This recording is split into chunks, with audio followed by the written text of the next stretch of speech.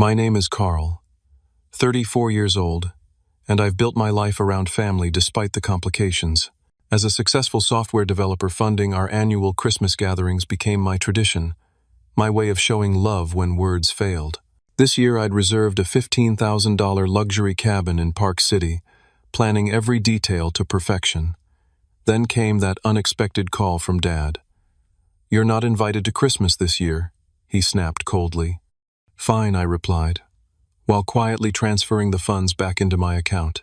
Before continuing with my story, drop a comment telling me where you're watching from, and hit that subscribe button if family drama hits close to home. Trust me, you'll want to see how this unfolds. I grew up in a modest neighborhood in Denver where keeping up appearances mattered more than actual happiness. Our two-story house on Maple Street looked perfect from the outside, but inside tension constantly simmered beneath the surface. My father George worked as a bank manager, a position that gave him just enough authority to fuel his controlling nature at home. Every decision, from what car we drove to what college I would attend, required his approval. He ruled our household with criticism disguised as guidance, believing that pointing out flaws was the best motivation. My mother Linda played the eternal peacekeeper. Whenever Dad's criticism became too harsh, she would swoop in with a gentle "George, please," or distract him with questions about work. She mastered the art of diffusing situations before they exploded, but never actually addressed the underlying issues. Over decades of marriage, her once vibrant personality faded into the background of our family portrait. Then there's my older sister Rebecca, always the golden child. 3 years my senior, she excelled at everything naturally. Straight-A student captain of the debate team and eventually a successful attorney, Rebecca received praise that I only heard in my dreams. "Why can't you be more like your sister?" became the soundtrack of my childhood. Dad never missed an opportunity to compare us, always finding me lacking. My younger brother Jason took a different path altogether. 5 years younger than me, he rejected Dad's expectations entirely. He dropped out of college to pursue music, bouncing between bands and bartending jobs. While I admired his courage to follow his passion, his financial instability became another point of contention in our family. Dad called him the disappointment, but at least Jason had the freedom of lowered expectations. As for me, I carved my own path through quiet determination. When Dad refused to help with college tuition unless I studied business like him, I earned scholarships and worked night shifts at a local diner. I chose computer science, fascinated by the logical world of coding, where problems had clear solutions, unlike family dynamics. After graduation, I climbed the corporate ladder methodically, eventually landing a senior developer position at a financial software company that doubled my salary overnight. Success came as a surprise to everyone except me.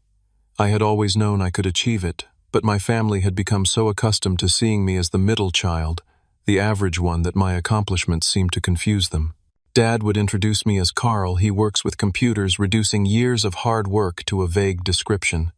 5 years ago, when I received a substantial year-end bonus, I decided to use it to organize our first family Christmas vacation. Initially, it was an impulsive decision, a way to finally contribute something meaningful that Dad couldn't diminish. I rented a cabin in Aspen, coordinated everyone's schedules, and even arranged for Mom's favorite holiday dishes to be catered.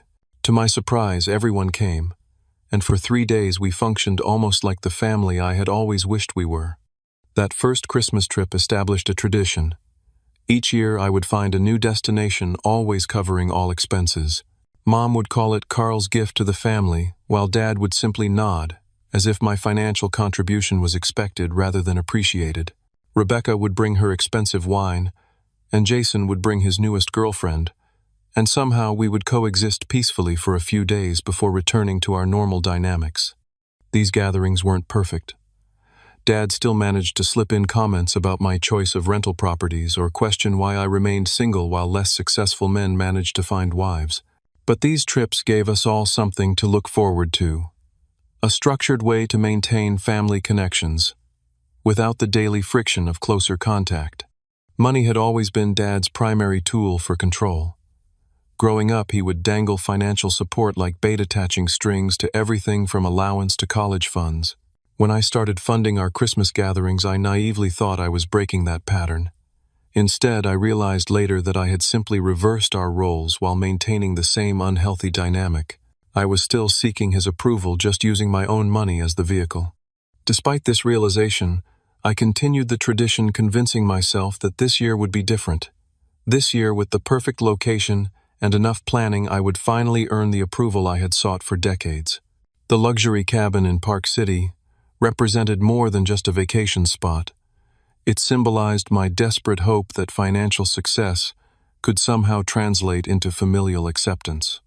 The search for the perfect Christmas venue began in July. While most people were focused on beach vacations and barbecues, I spent my evenings scrolling through luxury rental websites, comparing amenities and locations with the precision of a military operation. Park City emerged as the ideal destination almost immediately. The combination of world-class skiing, picturesque mountain views, and upscale dining options checked all the boxes for a memorable family gathering. After narrowing down my options to 3 properties, I conducted virtual tours with rental agents, interrogating them about everything from kitchen appliances to water pressure. The winning property, a 6,000-square-foot mountain lodge, nestled on 3 acres of private woodland, cost nearly $15,000 for our 5-day stay. The price made me wince, but the photos convinced me it was worth every penny. The exterior featured natural stone and timber construction with floor-to-ceiling windows that showcased panoramic mountain views. Inside, 6 bedrooms with ensuite bathrooms meant everyone would have their own private space. The great room centered around a massive stone fireplace that reached up to 20-foot vaulted ceilings with comfortable seating for our entire family. The gourmet kitchen boasted commercial-grade appliances that would make preparing our traditional Christmas dinner a joy rather than a chore. But it was the amenities that truly set this property apart. A heated outdoor pool and hot tub overlooked the mountains, perfect for evening relaxation after a day on the slopes. The lower level featured a home theater with leather recliners and a 100-inch projection screen, a game room with billiards and ping pong, and even a small indoor basketball court. For those seeking quieter pursuits, a library stocked with bestsellers provided a cozy retreat. After securing the reservation with my credit card, I created a digital invitation with photos of the property and a detailed itinerary. I sent it to everyone in September, wanting to give them plenty of time to request vacation days from work. Mom called within minutes of receiving it, her voice bubbling with excitement. "Carl, honey, this looks absolutely magnificent. You've outdone yourself this year," she gushed. "Your father and I were just saying we needed a real vacation, something special." I smiled at the mention of Dad, doubting he had said anything of the sort. "I'm glad you like it, Mom. I thought we could all use something extra nice this year. You're too generous, sweetheart. Let me contribute something toward the cost." This was our annual dance. She would offer, I would refuse, and we would both pretend that Dad had nothing to do with her insistence on contributing. "It's my gift to everyone, Mom. Just bring yourself and your famous apple pie." Rebecca's response came via text, brief and predictable. "Looks nice. We'll be there. Andrew wants to know if there's good skiing nearby." No thank you, no acknowledgement of the cost or effort involved. Just an assumption that of course I would continue providing these experiences for everyone. Her husband, Andrew, a corporate attorney with an income that rivaled mine, had never once offered to share expenses. Jason's reaction proved the most genuine. He showed up at my apartment the evening after receiving the invitation, a 6-pack of my favorite craft beer in hand. As we sat on my balcony overlooking the city lights, he admitted that without my invitation, Christmas would have been just another day for him. "I got laid off last month," he confessed, picking at the label on his beer bottle. "The band's not bringing in much and rent's due next week. I was about to call Mom for a loan." The shame in his voice was palpable. "Stay with me until you find something else," I offered immediately. "The spare room is just collecting dust anyway." Jason's eyes, so similar to my own, filled with gratitude. "This Christmas trip means a lot, Carl. Not just the free vacation, but knowing someone believes in me enough to include me in family stuff even when I'm a mess." That conversation with Jason fueled my determination to make this Christmas perfect. I spent the following weeks coordinating rental cars, arranging for grocery delivery to the cabin, and researching local attractions. I ordered personalized gifts for everyone, items that required thought, rather than just an impressive price tag. For Mom, I found a locket containing photos of all her children. For Rebecca, a first edition of her favorite childhood book. For Jason, vintage vinyl records from bands that influenced his music. And for Dad, a rare single malt scotch from a distillery he had once mentioned wanting to visit. As December approached, I frequently checked the weather forecasts for Park City, relieved to see predictions for heavy snowfall the week before our arrival. Perfect powder conditions would surely impress Dad, an avid skier who had taught all of us to navigate the slopes during childhood weekends in Colorado. The $15,000 required for this vacation represented 2 months of careful saving on my part. I had delayed purchasing a new car and passed on a weekend trip to California with friends, prioritizing this family gathering above all else. The money wasn't just currency. It represented my hope that this Christmas would finally bridge the emotional distance between my father and me. 3 weeks before our departure date, I confirmed all the details one final time. The rental agency assured me that the property would be decorated for Christmas, including a 10-foot tree in the great room. The grocery delivery service had my extensive list of everyone's favorite foods. The local ski resort had our equipment rentals and lessons scheduled.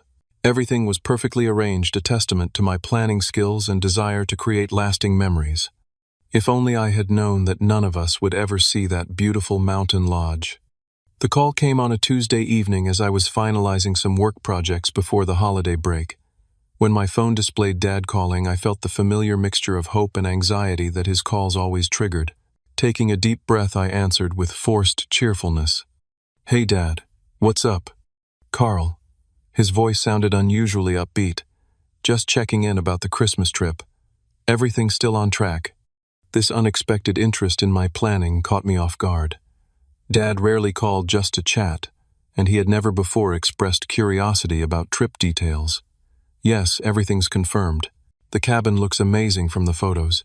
You and Mom will have the master suite on the main floor, so no stairs to worry about." About that, he continued, his tone shifting slightly. "I've been thinking we should invite some additional people.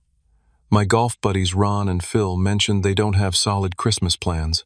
Their families are great, and it would make for a more lively gathering." I hesitated, calculating quickly. "Dad, the cabin has 6 bedrooms. We're already using 5 with our family. There wouldn't be room for additional families. Surely there's some way to make it work. The boys could bunk together like when they were kids, or you could look for a bigger place." The implication that I should either compromise our comfort or spend even more money just to accommodate his friends sparked frustration, but I kept my voice even. "The reservation is already confirmed. I carefully selected this property based on our family's needs. Maybe next year we could plan for a larger group if that's something everyone wants."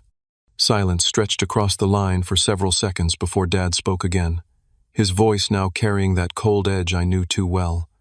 "Actually, Carl, I've been meaning to talk to you about something else. Your mother and I discussed it, and we think it might be better if you sit this Christmas out." The words hit me like a physical blow. "What? You've been rather negative lately, always bringing up problems from the past, making everyone uncomfortable. Christmas should be a happy time, and frankly, you tend to bring down the atmosphere." My mind raced to understand what he was referring to. During our last family dinner 2 months ago, I had gently suggested that Rebecca might consider Jason's feelings before criticizing his career choices. That brief comment had resulted in Dad lecturing me about stirring up trouble. Was that what he meant by being negative? "Dad, I don't understand. I'm the one who organized this entire trip. I paid for the cabin."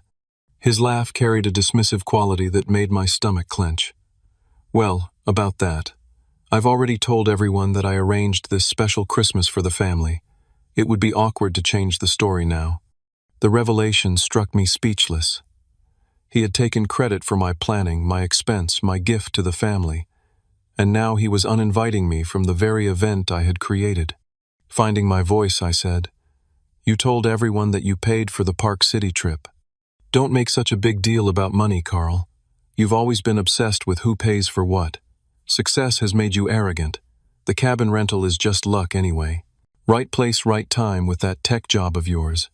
Anyone could do what you do with the right connections." Each word drove the knife deeper.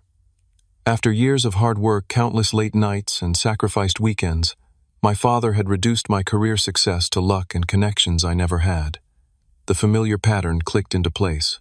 No matter what I achieved, it would never be enough to earn his respect. I worked extremely hard for everything I have, I said quietly. Nothing was handed to me. There you go again, so sensitive about everything. This is exactly why we think it's better if you skip this year. Rebecca and Jason don't make everything about themselves. The irony of this statement might have made me laugh under different circumstances. Rebecca had never paid for a single family gathering but always dictated activities. Jason, while lovable, frequently centered conversations around his financial struggles. Yet I was supposedly the selfish one for occasionally mentioning my accomplishments. What about Mom? Does she agree with uninviting me from Christmas? I asked, already suspecting the answer. Dad cleared his throat. Your mother understands that sometimes difficult decisions need to be made for the good of the group. She trusts my judgment. Translation. He had presented the decision as final, and Mom had acquiesced rather than challenge him. Her peacekeeping instincts would have kicked in, convincing herself this arrangement was temporary, just this once. And what about the cabin itself? The reservation is in my name. The payment came from my account. Well, you can handle those details, can't you? Just change the reservation to my name. I'll meet everyone there. The audacity of this request momentarily stunned me. He expected me to facilitate my own exclusion, to transfer ownership of a $15,000 reservation without complaint. In that moment, I saw with perfect clarity how he had always operated, assuming compliance, because historically that's what he received. You're not invited to Christmas this year, he repeated with finality. I need to know you'll cooperate with changing the reservation details. Something broke inside me then, not in a destructive way, but like a fever breaking. The desperation for his approval that had driven me for decades suddenly evaporated, replaced by a calm certainty. Fine, I replied, my voice steady despite the emotion churning beneath. Good. I knew you'd be reasonable eventually. Have the rental agency call me tomorrow. Goodbye, Dad, I said, ending the call before he could respond. Sitting in the sudden silence of my apartment, I opened my laptop and navigated to my online banking portal. With a few clicks, I transferred the $15,000 from my vacation fund back into my primary checking account. Next, I visited the rental agency's website and canceled the reservation, accepting the partial refund rather than requesting any changes. I sent a brief professional email declining their offer to rebook for different dates. The entire process took less than 10 minutes, efficient and irrevocable. Only after completing these transactions did I allow myself to feel the full weight of what had just occurred. My father had not only rejected me from a family gathering, but had attempted to appropriate my generosity as his own. The pattern wasn't new, but my response to it was about to change dramatically. The hours following that phone call passed in a surreal blur. I sat motionless at my kitchen counter, watching the sky darken outside my window while my mind replayed decades of similar interactions with my father. The pattern was clear. Now my achievements minimized my contributions, expected, but unacknowledged my presence, tolerated rather than welcomed. How had I not seen it so clearly before? My phone buzzed repeatedly throughout the evening.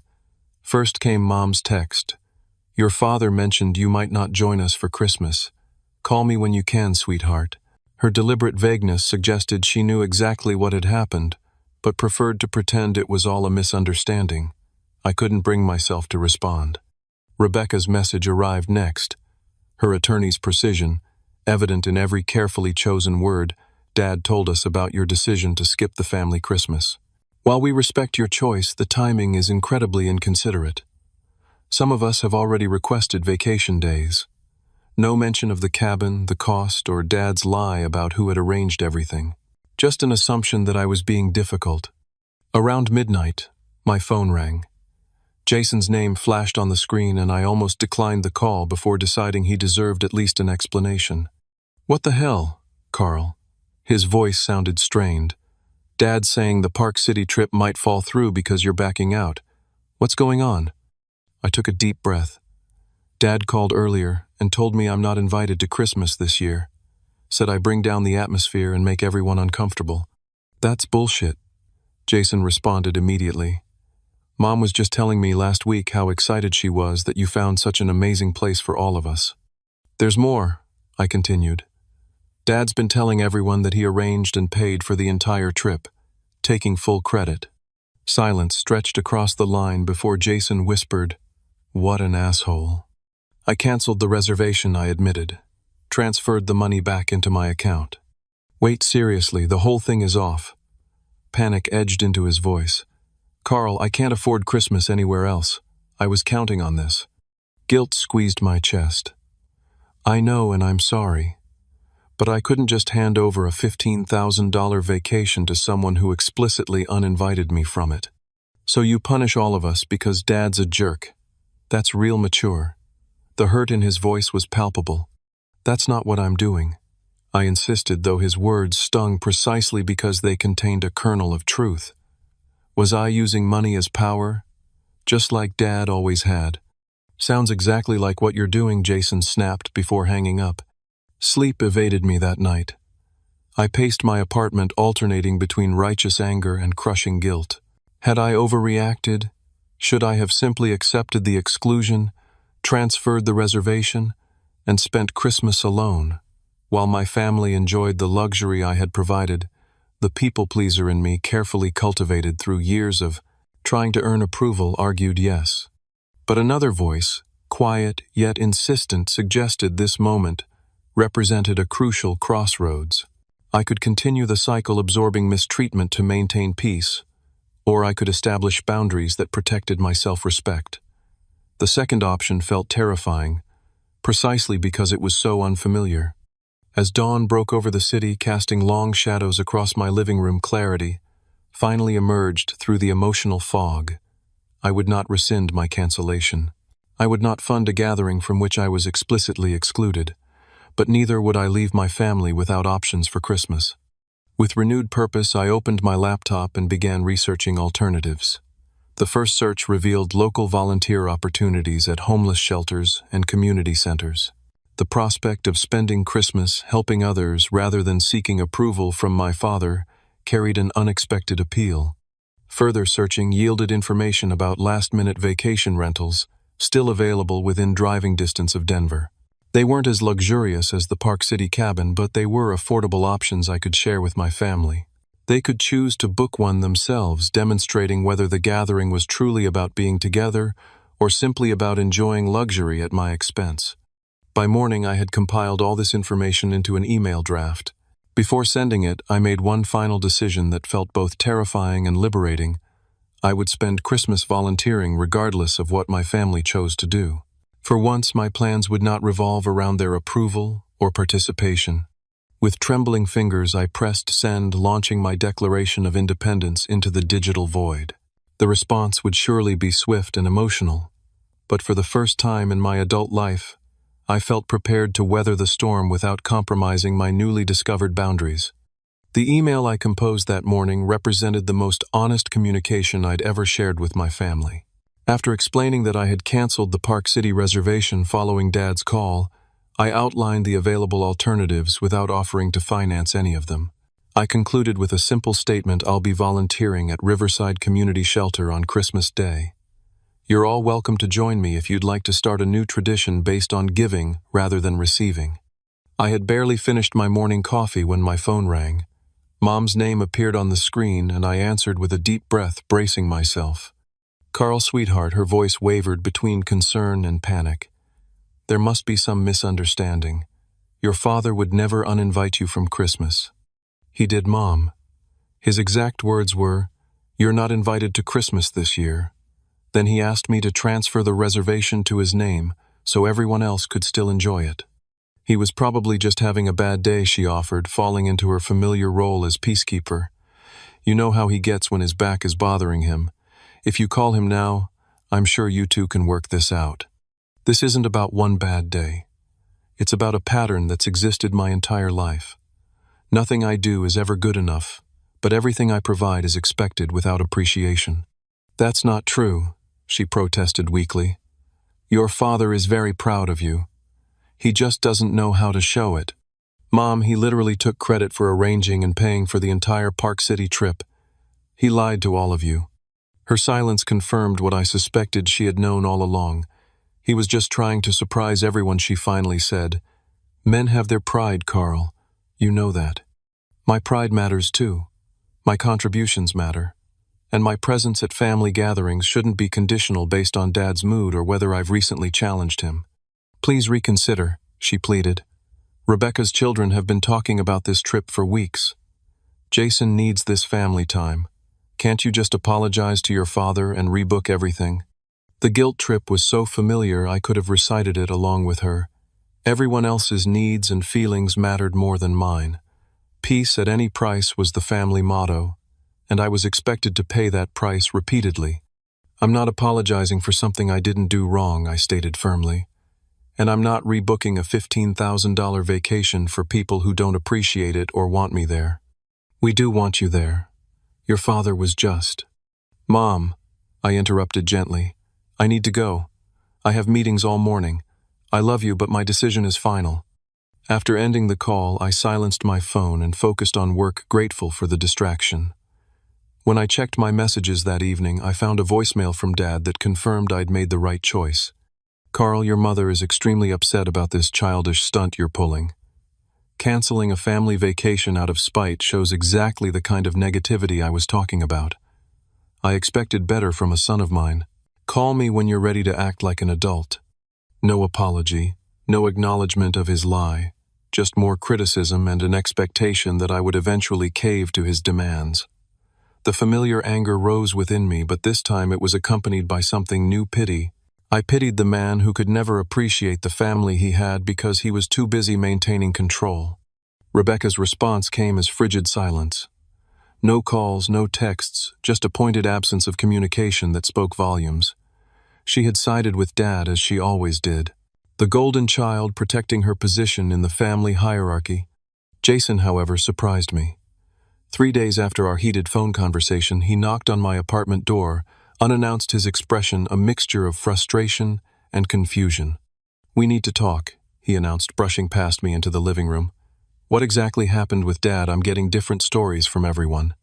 I recounted the phone call verbatim, including Dad's claim that he had arranged the entire trip and his request that I transfer the reservation to his name after uninviting me. Jason paced the room as he listened, running his hand through his hair in the nervous gesture we'd both inherited from Mom. When I finished, he collapsed onto my sofa with a heavy sigh. That tracks with the Dad I know, he admitted. But did you have to cancel everything? Mom's devastated and the kids were really looking forward to it. I understand that, I replied, sitting across from him. But think about what Dad was really asking. He wanted me to pay $15,000 for a vacation I wasn't allowed to attend while he took full credit for my generosity. Would you have agreed to that? Jason winced. When you put it that way, no.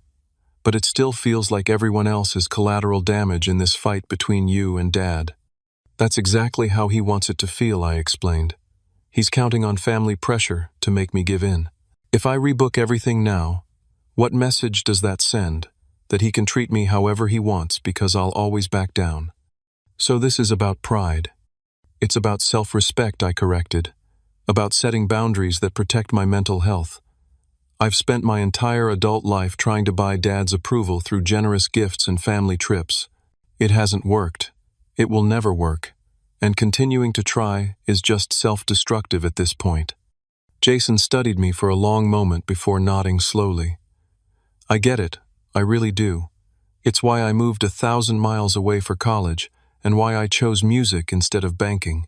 Different approach to the same problem. Exactly. You physically distanced yourself. I'm finally creating emotional distance. So what now? Christmas is 2 weeks away. Mom keeps calling me, crying about how the family is falling apart. The family was never really together, I pointed out. We just pretended during those trips and holiday gatherings. Dad controlled everything. Mom smoothed things over. Rebecca played the perfect daughter. You rebelled, and I tried to buy approval. That's not healthy family dynamics. Jason's expression shifted from frustration to understanding. And you're really going to volunteer at a shelter on Christmas? Yes. I need to break the pattern completely. Create new associations with the holiday that aren't tied to family drama. Bold move, he admitted. Not sure I could do it. You don't have to. The alternatives I sent are affordable options if you all want to still get together. Jason shook his head. Without your funding, it's not happening. Dad won't pay for everyone, and Rebecca only spends money on herself and her kids. Mom couldn't afford it on her own. The reality of his statement reinforced my decision. Without my financial contribution, the family Christmas simply wouldn't exist. That dependency had created an unhealthy dynamic that needed to end for everyone's sake. As Jason left that evening, he paused at the door. "For what it's worth, I think you're doing the right thing. Difficult but right." His support, unexpected and genuine, strengthened my resolve to maintain the boundaries I had established regardless of the emotional fallout. The weight that had pressed on my chest for days began to lift, replaced by a tentative sense of freedom. For the first time in my adult life, I was prioritizing my own well-being over family expectations, and despite the discomfort, it felt surprisingly right. Christmas Eve arrived with a light snowfall that blanketed Denver in pristine white. In years past, I would have been frantically checking weather reports for our travel route or coordinating last-minute details for our family gathering. Instead, I found myself driving through quiet streets toward Riverside Community Shelter, a canvas bag filled with wrapped packages on my passenger seat. The shelter occupied a renovated warehouse in an industrial district, its brick exterior brightened by holiday decorations and a hand-painted sign welcoming all. Inside, volunteers bustled about setting up tables and arranging food for the Christmas Eve dinner that would serve over 200 people experiencing homelessness. First-time volunteer asked a tall, gray-haired man who introduced himself as Thomas, the volunteer coordinator. His warm smile and firm handshake immediately put me at ease. "Is it that obvious?" I replied with a self-conscious laugh. "Most of our regulars know exactly where the aprons are kept," he explained, guiding me toward a storage closet. "But we're always grateful for new faces, especially during the holidays. What brought you to us?"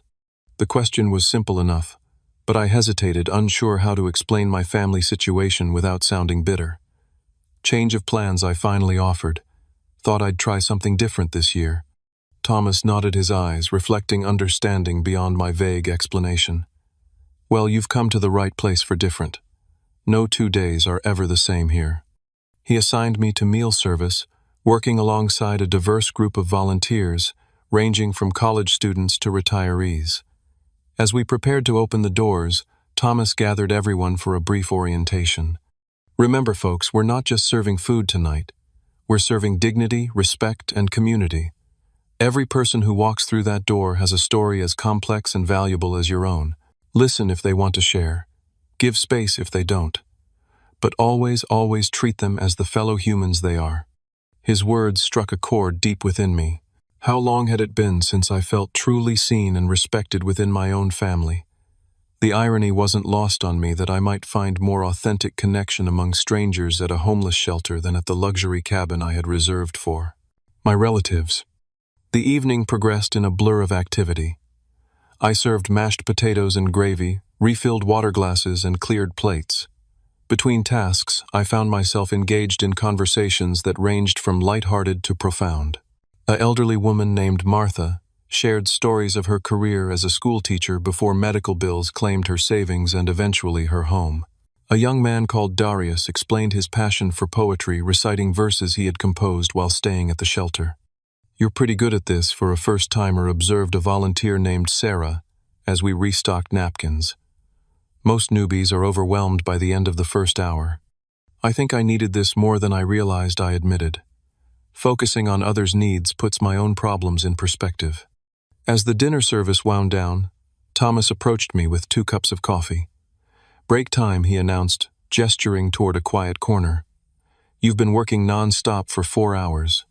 We sat on folding chairs, watching the shelter residents enjoying their meals and the live music provided by a local church group. The atmosphere carried a warmth that transcended the institutional setting, creating a genuine sense of community among people united only by circumstance and humanity.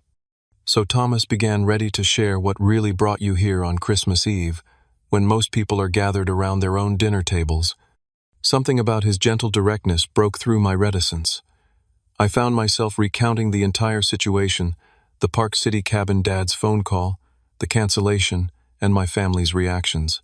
Thomas listened without interruption, his expression thoughtful. "Family dynamics are complicated beasts," he observed when I finished. I spent 20 years trying to please a father who viewed vulnerability as weakness and generosity as obligation. Took a heart attack at 52 to wake me up to the fact that I was living his version of my life instead of my own. How did you break the cycle? I asked, desperate for insight from someone who had navigated similar terrain. Started saying no to things that damaged my soul, even when saying yes would have been easier. Set boundaries and held them even when people pushed back. Most importantly, built connections with people who appreciated me for myself, not for what I could provide them. He gestured around the shelter. Found my real family here among people who have nothing material to give, but offer authentic connection freely. Been volunteering here 15 years now, and it's healed parts of me that therapy couldn't touch. As our conversation continued, Thomas invited me to join his actual family for Christmas Day lunch. Nothing fancy, just good food and better company. My wife makes enough for an army anyway, and our door is always open to new friends. The invitation, unexpected and genuine, brought a lump to my throat. I wouldn't want to intrude on your family time. Family time is whenever good people gather with open hearts, he replied simply. Think about it. Offer stands either way. Later that night, as I drove home through the snowy streets, my phone rang. Mom's name appeared on the screen, and I answered with surprising calmness. Merry Christmas Eve, Mom. Carl, her voice sounded strained. We need to talk about tomorrow. Your father has booked a restaurant for Christmas lunch, but it doesn't feel right without you there. I have plans tomorrow, I replied gently. I'm volunteering at the shelter again in the morning, and I've been invited to lunch with some new friends afterward. New friends, on Christmas. The concept seemed foreign to her. But what about family? I'm taking some time to reassess what family means, Mom, whether it's about blood relation or mutual respect. Her silence spoke volumes. Finally, she whispered, I miss you, Carl. Christmas doesn't feel the same. I miss you too. But this separation is necessary right now. After we hung up, Jason called. Unlike Mom's emotional appeal, his voice carried a surprising note of admiration. Just checking in, he said casually. Dad booked some overpriced restaurant for tomorrow. Rebecca's kids are throwing tantrums about not getting a white Christmas. Thought you'd enjoy the update. I laughed despite myself. Sounds about right.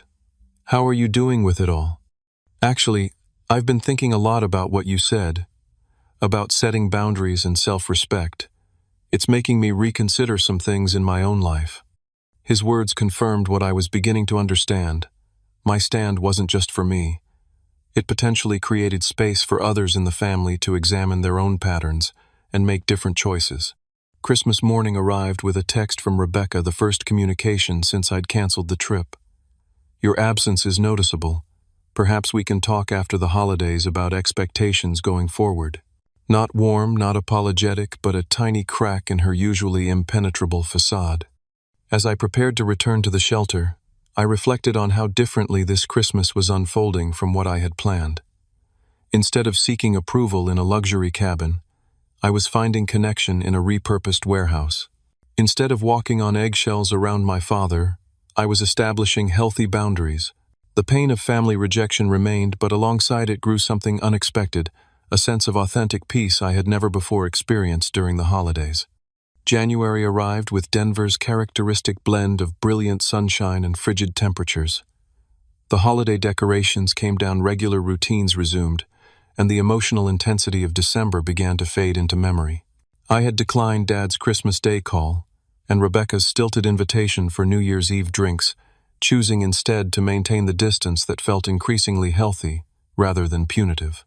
3 weeks into January, Mom called with an invitation I hadn't expected. I'm hosting a family dinner this Saturday, she announced with forced cheerfulness.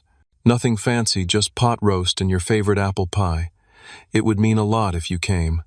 The invitation triggered immediate anxiety. Will Dad be there? Of course, she replied, a note of tension entering her voice.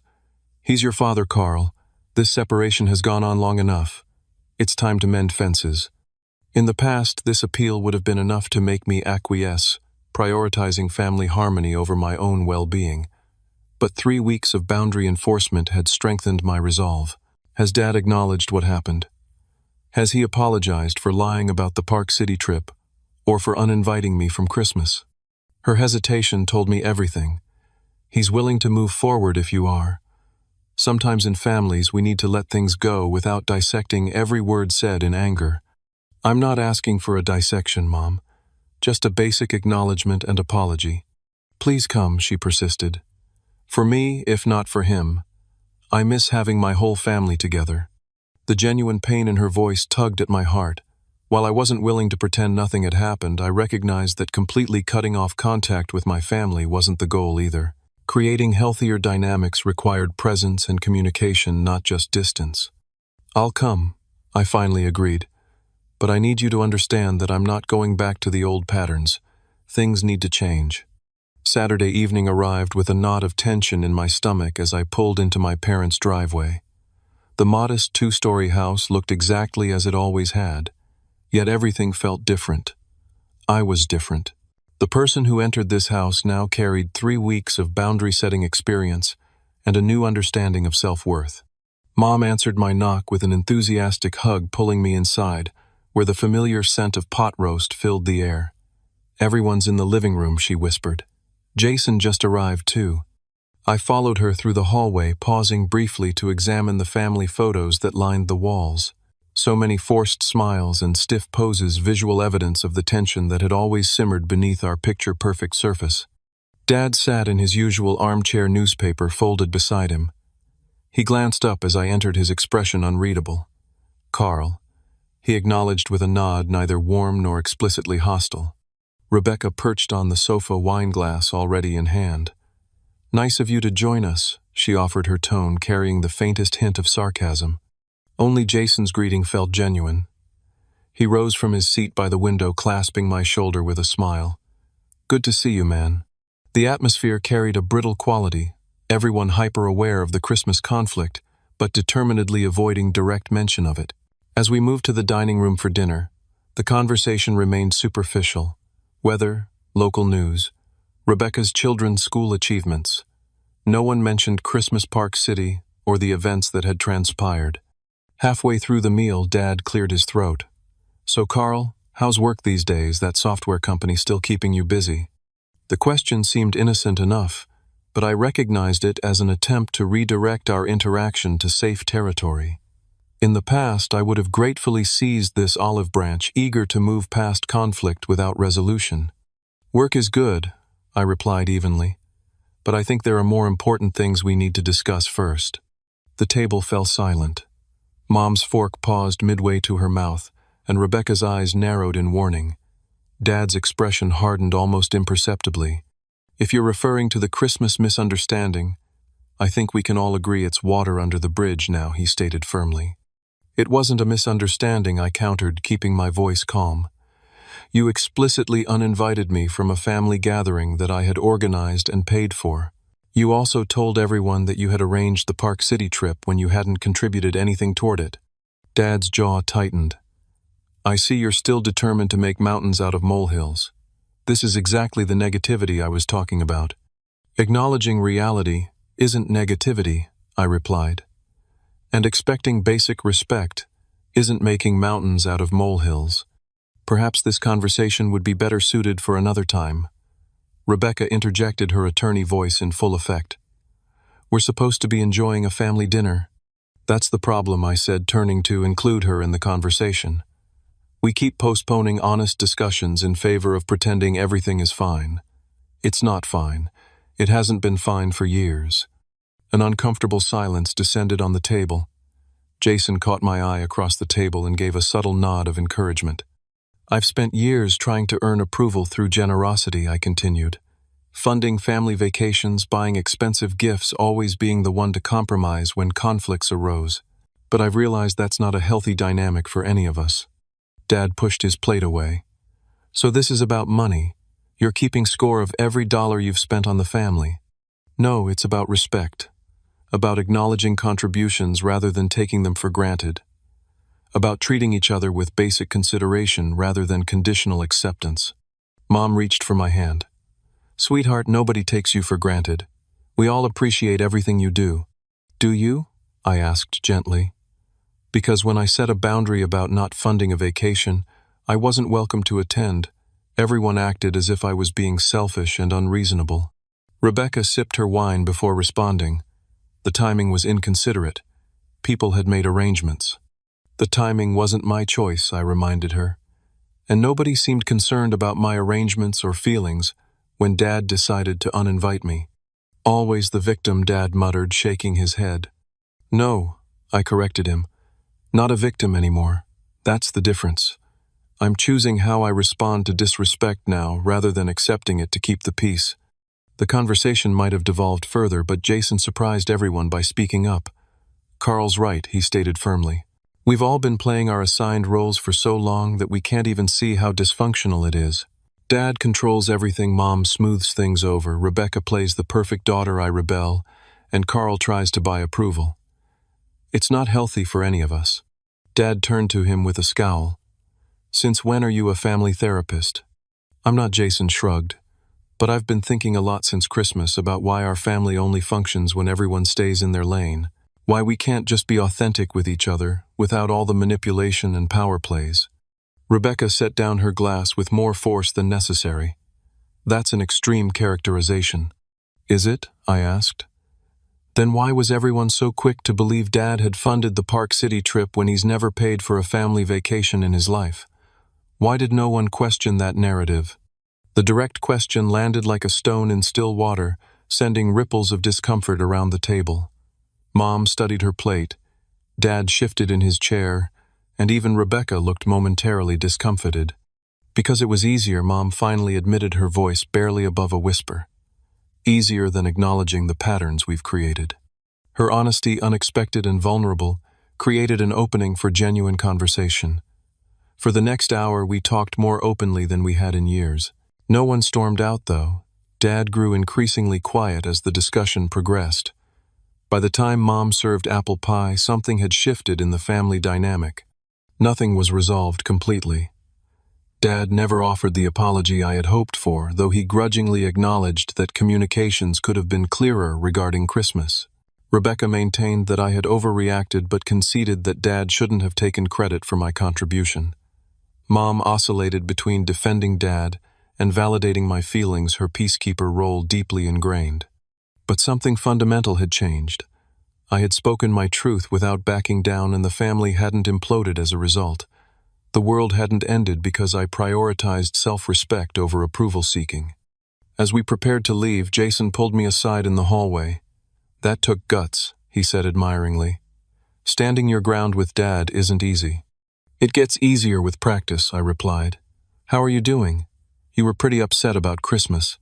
He smiled ruefully. Actually, I've been thinking about what you said about boundaries. I've decided to stop asking Mom and Dad for financial help.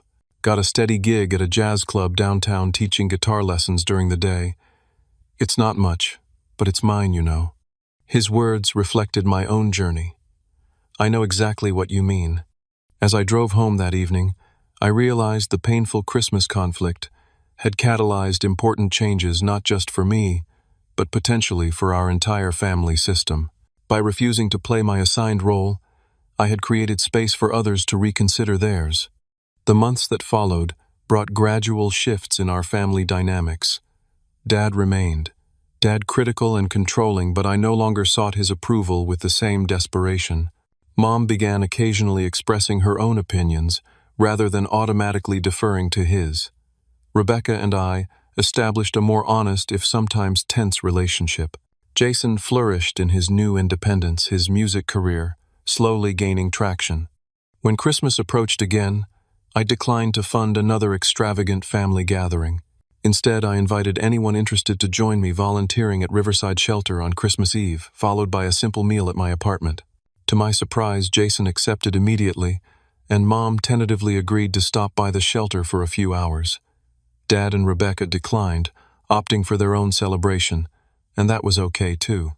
Thomas, my mentor from the shelter, often reminded me that family healing rarely follows a linear path. Sometimes the most loving thing you can do for your family is stop playing the role they've assigned you, he would say. It forces everyone to adapt to a new reality, where authentic connection becomes possible.